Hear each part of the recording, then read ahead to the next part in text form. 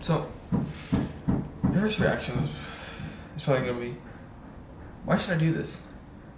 Why should I willfully shackle myself? Well, why do you want to do anything? Why? For pleasure, right? At least for most things that you do. Okay, so where do you get the most pleasure from? There's two different ways to get pleasure, and and they also different what kind of pleasure you get. So there's so you get superficial pleasure from sex, drugs, food, etc. So like instantaneous, momentary, fleeting, forgettable. Like do you remember the first time you ate something sweet? Do you remember the feeling? Like I don't know, do you hold that memory in high regards?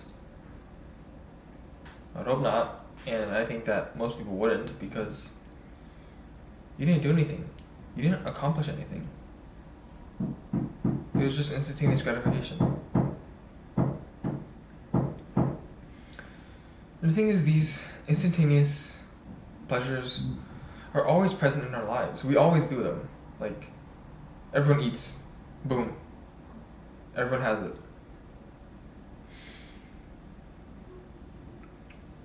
But the thing is, they don't contribute to anything long lasting. Anything that gives pleasure to you only today, in this moment, doesn't last long. So, the second way is subliminally from progressing, achieving, and overcoming. You remember the times when you triumphed, when you climbed the mountain, when you achieved something, when you studied really hard for a hard test and you got a good grade. You remember that. You may not remember the hours of the grind, but you at least remember achieving it. You remember winning a competition when you've practiced, when you've trained so hard.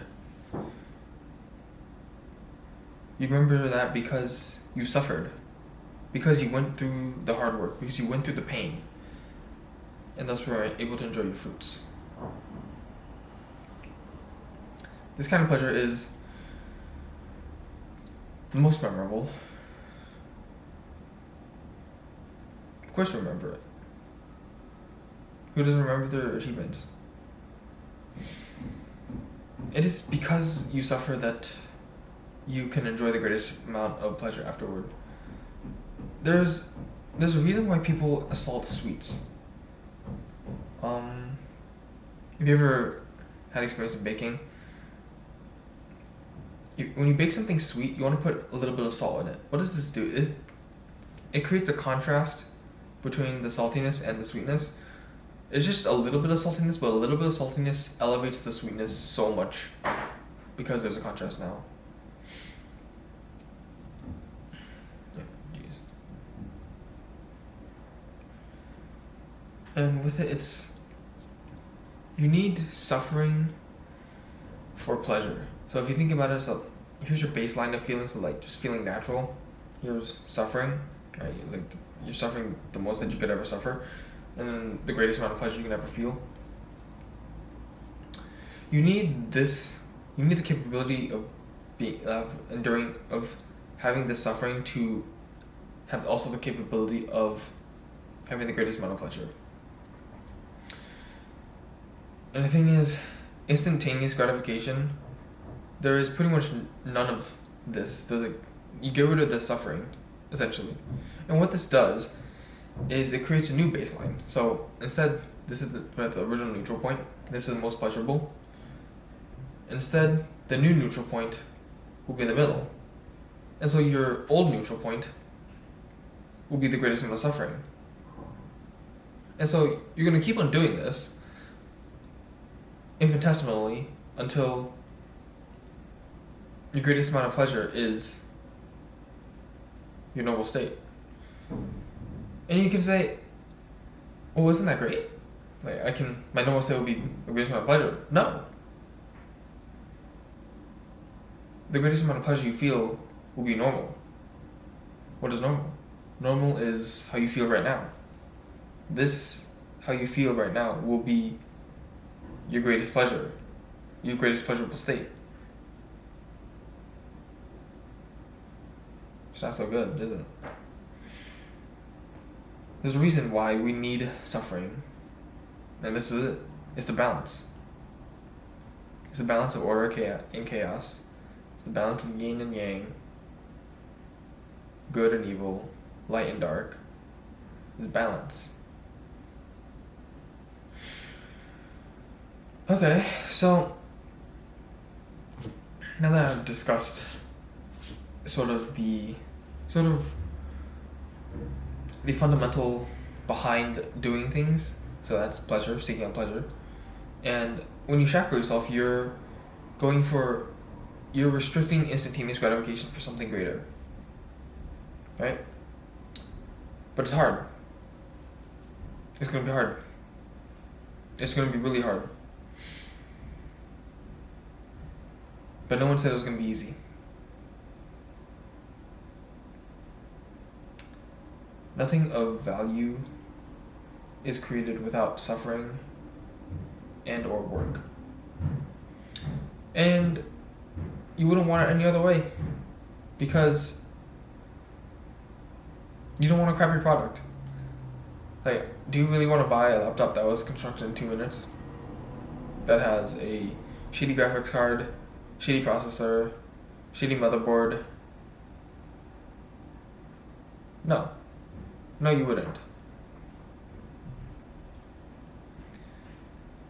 Another example is wine. Wine takes years to age. Years. And it gets much better the more it ages. It's a compound interest. Compound interest, man. Compound interest is such a powerful thing. I believe on Warren Buffett's 70th birthday? Maybe 70th, maybe, I'll be getting it wrong, but anyway, on that certain birthday, he earned 50% of his wealth that year. That's the power of compound interest. It's the years of work, it's the decades of work that Warren Buffett did beforehand that allowed him to become this rich.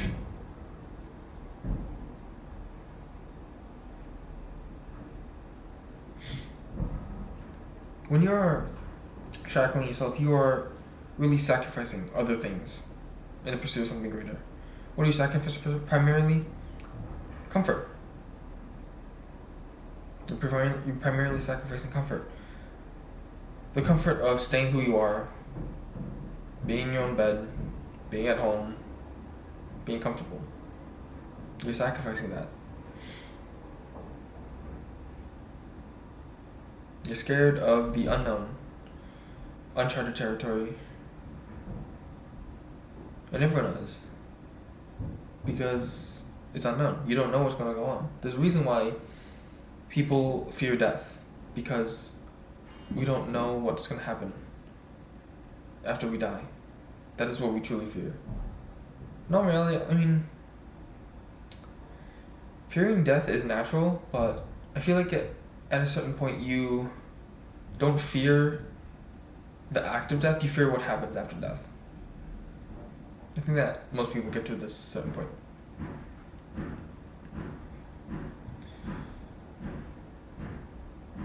So going off comfort, what use is it to be sheltered then? Do you want to live a sheltered life and then to have the world crashing down around you when you're 30? I'd say that's not a good idea. And this leads to a problem that I have with people and I guess my own parents in a sense.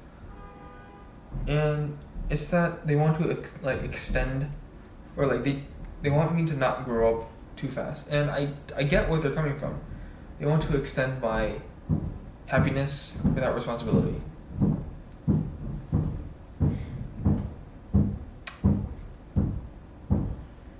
But the thing is, you need to have responsibility.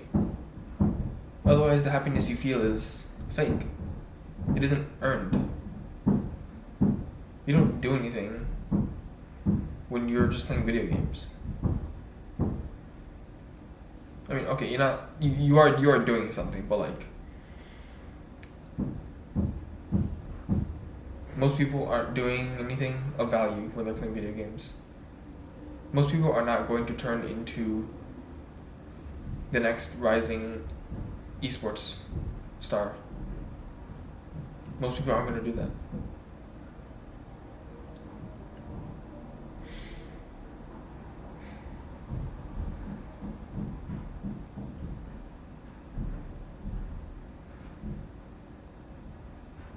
I guess it's just, does parents wish to protect their children from the outside world? But I think they should also be concerned about protecting their child from themselves.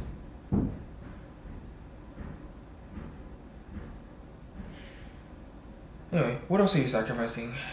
Time spent for other hobbies. But I question this. Do you really not have enough time? Like really, truly, do you not have enough time? Really? You don't have enough time? Okay. Are you saying that going on TikTok for 3 hours a day is necessary? Are you saying that playing video games for the majority of the day is necessary? Perhaps it is. Perhaps it is.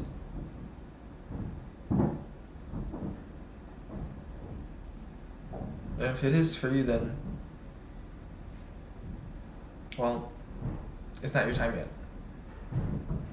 No, honestly, you're going to ignore this. It's not your time yet. Keep doing what you're doing, and I hope that you understand where I come from.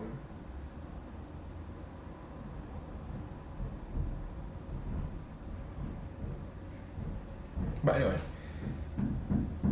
sacrifice is needed for betterment. When we grow up into adults, from children, like children, adolescent to adult, we sacrifice that younger self. So when we go from child to adolescent, we sacrifice the child self, and we can no longer get back that child self. Either way, you are going to sacrifice it. It's the choice of being dragged or walking with the tides. It's like, there's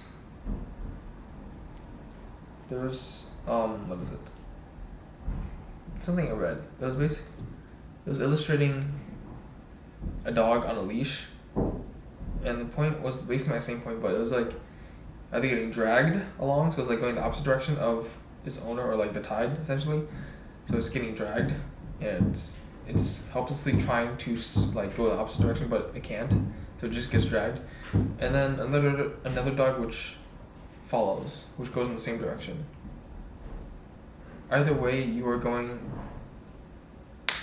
in the same direction. It's up to you if you want to suffer while you're doing it, or to accept it.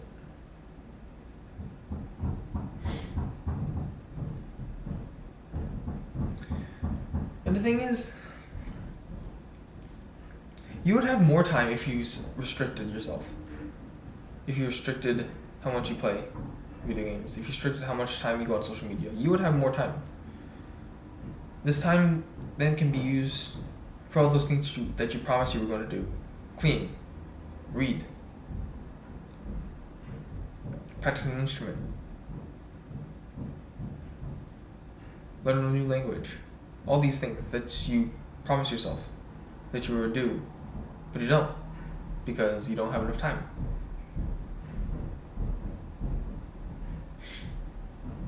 So besides those things that you will hopefully do, what else do you gain?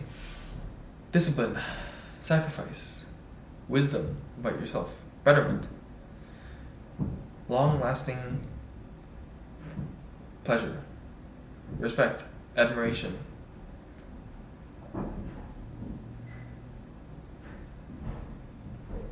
Shackle yourself, challenge yourself, but do it yourself. Don't let someone else do it for you. That's not the point. You need to do it yourself. Only you yourself can do it. Have the responsibility of doing it yourself. Don't you hate it when other people patronize you? They don't take you seriously. Because you don't take yourself seriously. You don't give yourself the responsibility. So give it to yourself now. And the rest will follow. Make yourself more responsible. And people will respect you more.